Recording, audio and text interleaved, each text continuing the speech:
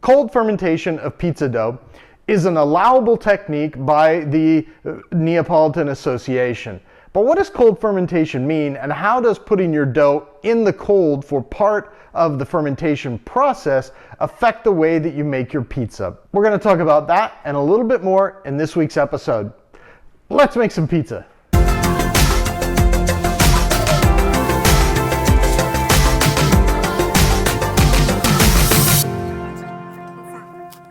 The occasion I'm making pizza for this time is I have some people coming over from work, and we're going to be serving a few more pizzas than I normally would.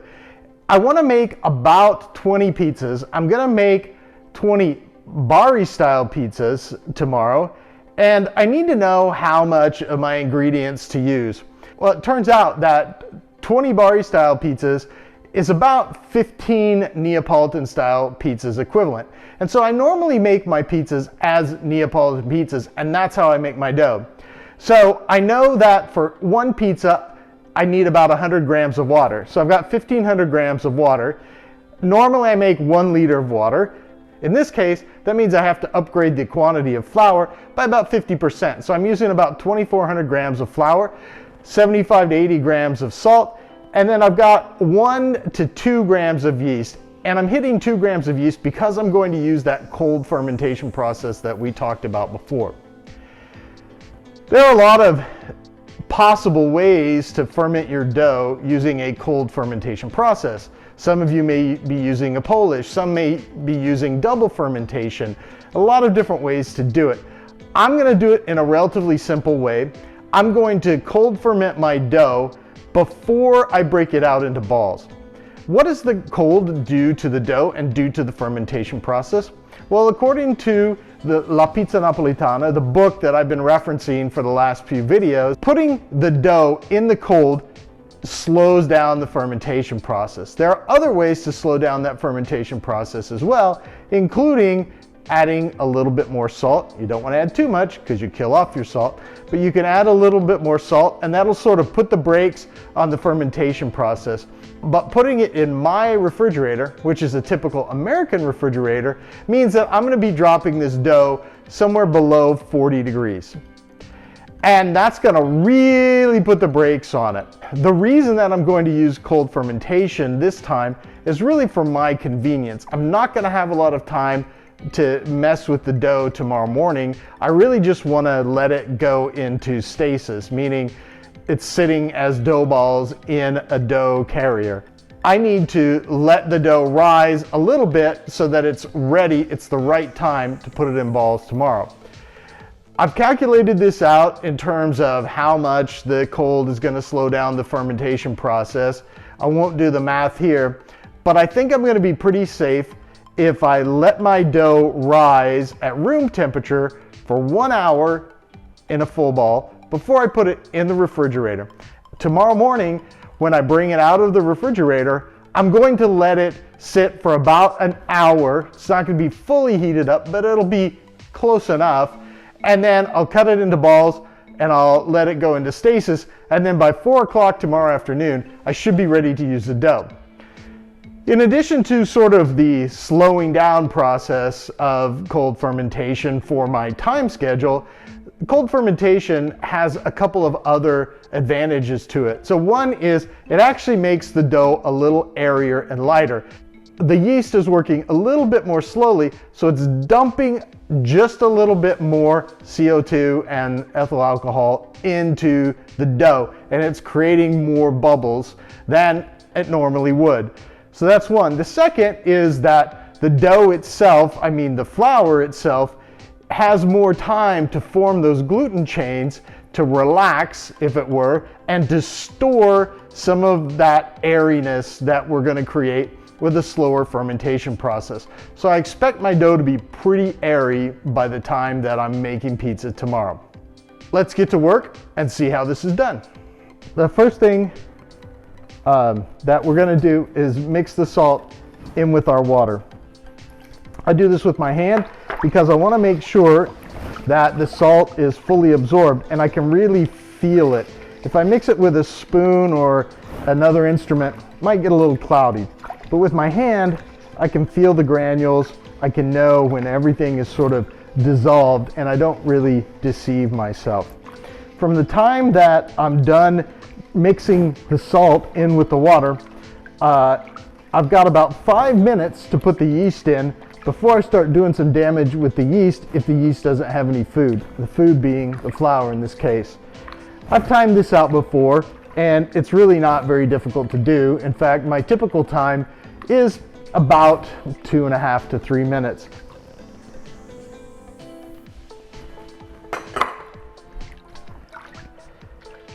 I like to mix the yeast in as much as I can, and it's going to kind of form a cloud.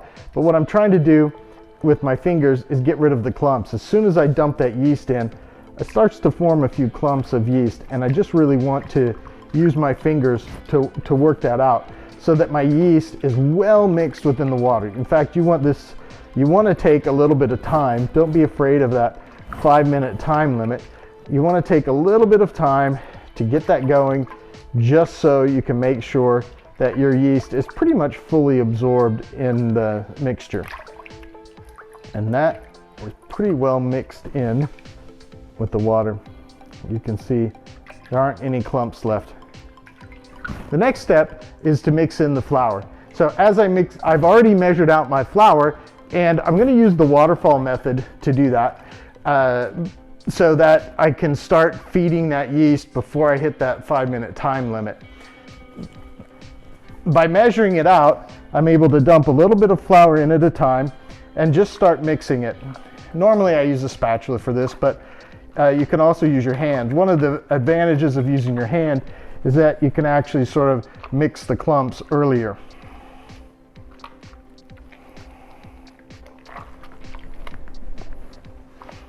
By using the waterfall method, we're able to keep a relatively consistent mixture as we work through the flour.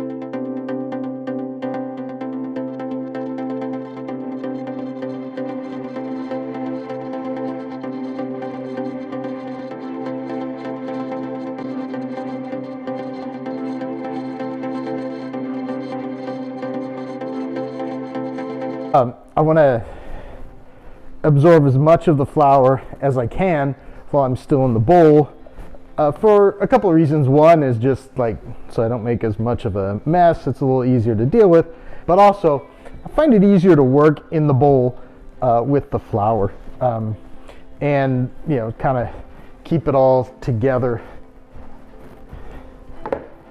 So we're almost there. I've dumped in the last of the flour from here. So my next step will be to absorb as much of this flour as I can, and then I'm going to put it into the onto my working surface. I have to have enough kneading and enough mechanical energy to actually absorb it, everything.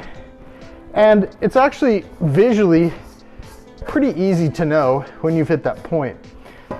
When the dough starts to get smooth and you can make kind of a smooth ball out of it, doesn't have to be perfectly smooth, but pretty smooth, then you know that you've got the right amount of work done on it.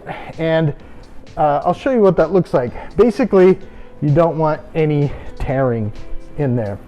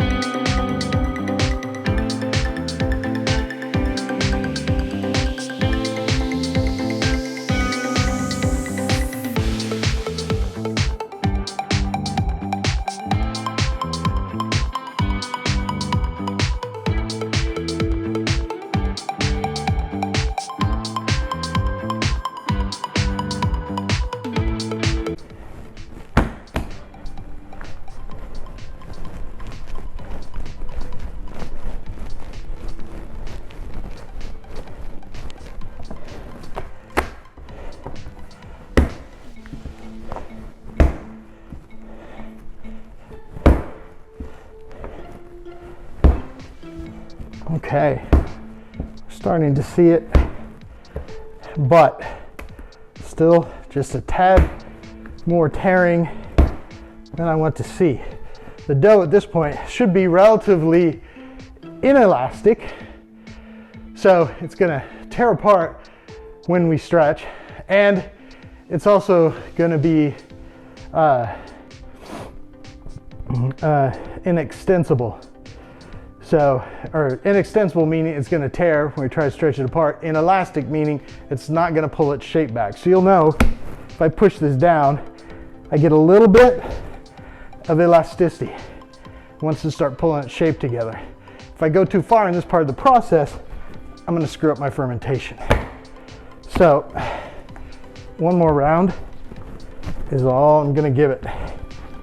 And I'm kind of pulling from the outside to get these tears kind of worked out. But I'm not gonna get rid of all of them in this part of the process.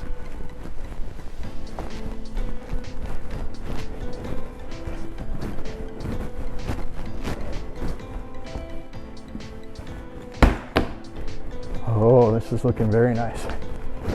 So we're about there.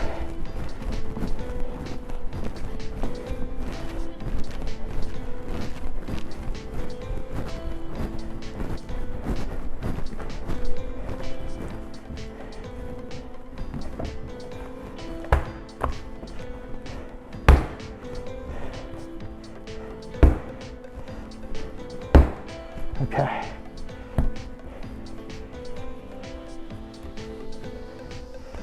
So it's a little tacky to the touch, but not sticky. And let's bring the camera in, and you can see, oops. So you can see that this dough ball is pretty darn smooth. Not 100%, but this is how smooth you want it to be when you're ready to go. It's 8:45 in the morning, and so my dough has been sitting in the refrigerator now for almost 12 hours. And normally I would be worried because I'm only gonna have about 8 hours before I start making my pizza. But that dough has been cold fermenting, so I have plenty of time left in the fermentation process, and that dough is not going to collapse, as they say. So now it's time to just cut it up into dough balls, and from there we're going to put it in the container and let it proof and stay in stasis until about 3:30 this afternoon.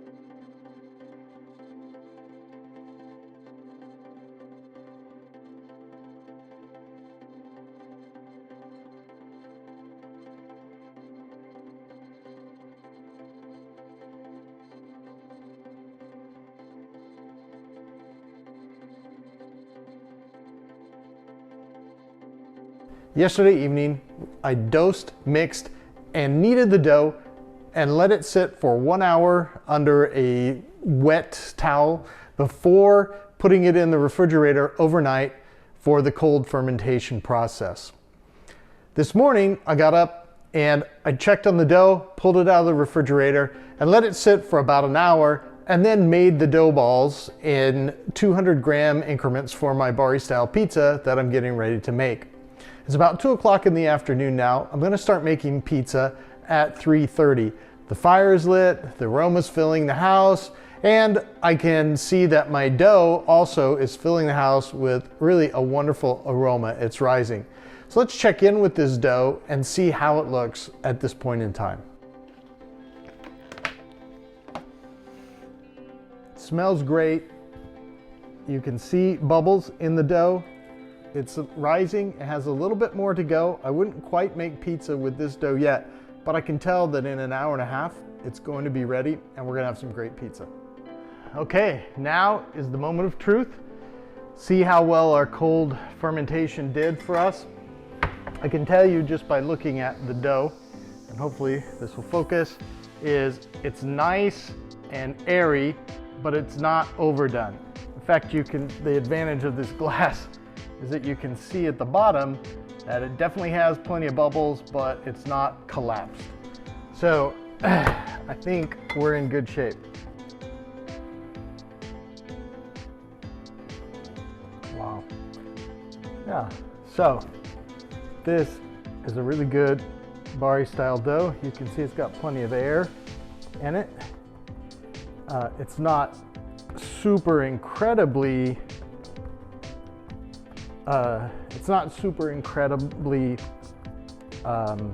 soft, so I can work with it and we can stretch it and it's going to be in good shape.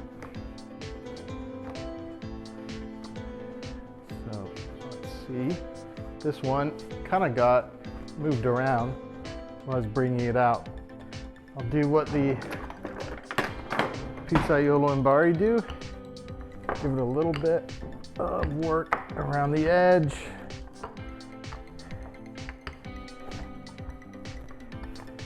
Still working on my Bari technique. This is not going to be the roundest pizza I've ever made, but I think it's going to be okay.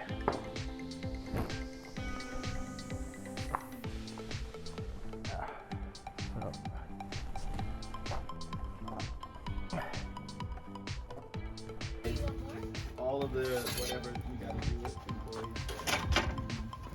How close are we getting? And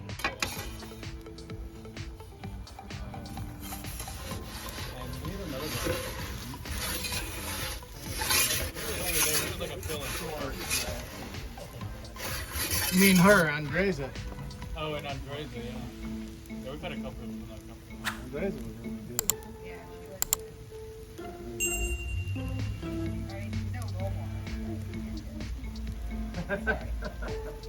Sarcastic? Oh my gosh. I caught that. Dang.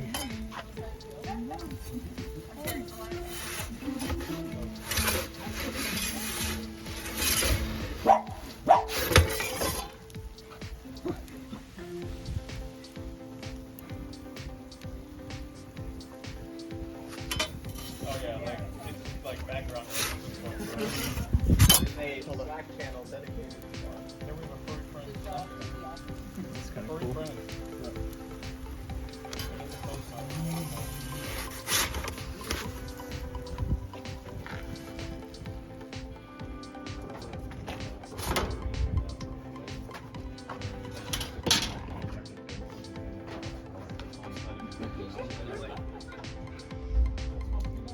I don't know.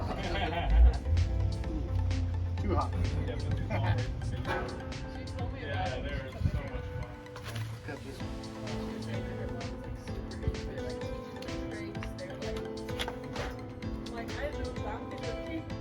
It's so fun.